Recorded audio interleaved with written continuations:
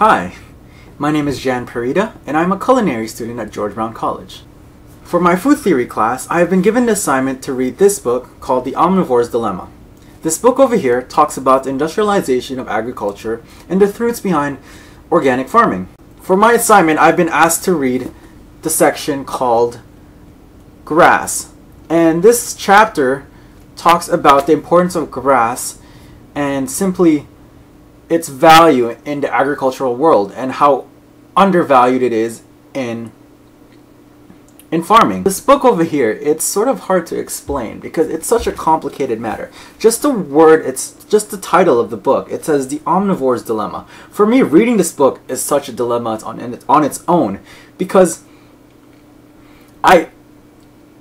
it's pretty much a slap on the face. Like, as a culinary student, it tells me that what I'm doing and what I choose to do affects so many people and so many lives. Like, just the choices that I make at home, or the food that I eat, or whatever, anything that relates to animals, farming, food, it tells me that what I'm doing is wrong. And it's mind-boggling. Reading this book is, I don't even know how to wrap my head around it, because it's such a complicated issue that I don't know how to explain it. And this is what this is the whole purpose of this video, is for me to explain to whoever's watching that this book right here is not easy to understand. And the materials that it contains and the ideas and the topics that it talks about is not even easy to sort of, I don't know, I don't know how to explain it, but I'm gonna try. So here it goes. So in the chapter that I'm reading, Michael Pollan, the author of this book, he goes to Polyface Farm, which is in Virginia, and it is a sustainable farm where everything is about the basics, where animals get to roam and be in their natural habitat, per se, I guess. Like, of course, they're still within the boundaries of a farm, but they have the opportunities that most animals in an industrial farm would not have. Like, chickens in an industrial farm would simply be in a cage, and throughout their whole lifetime, they would be stuck in a cage. Or cows and cattle would be pretty much stuck in a small area, and they don't have the opportunity to roam.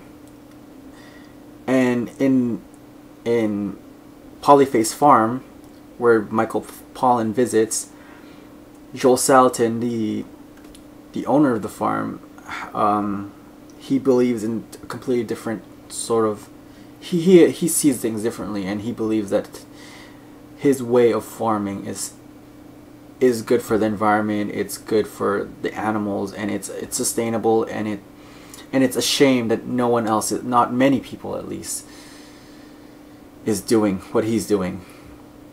And that's pretty much what the chapter is about. Okay, I lied. There's more to it than that. But that's one part of it. Anyway, I want to talk about this one thing that was mentioned in the book that I think is really interesting. And it says, the organic movement, as it was once called, has come a remarkably long way in the last 30 years, to a point where it now looks considerably less like a movement than a big business. Keyword business. You would think that farming isn't really a business. Like, when you hear the word business, you think men in suits, building in the financial district, you know, that kind of business. But you wouldn't think that farming, what people do in farms, it's not necessarily business, but it's a way of life. Isn't that how we portray it as, or how we perceive it as? I mean, at least that's how I see it. Well, according to this book, I'm wrong.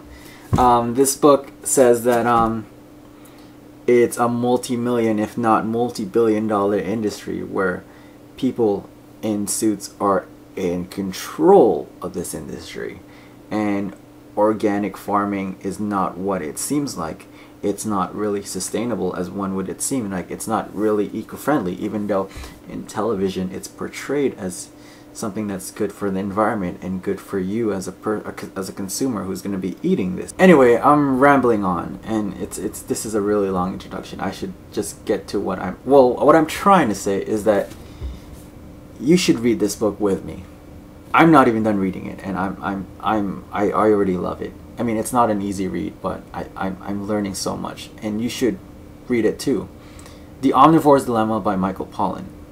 And anybody who eats or loves food or is pretty much part of this society should know something what this book is talking about, because it's really important. And that's really pretty much my goal with the video series that I'm creating, is that I want everyone talking, because it is an issue that's not being talked about enough. And I think the best way to tackle issues is to get people talking, because once people start talking, people will start reacting, and once there's a reaction, you know, it's just gonna start spreading. And that's what I want. To just people, you know, people to know, be educated, because that's what's happening right now. I'm being educated by this book, and that's important. So, see you next time when I upload my next video. Bye.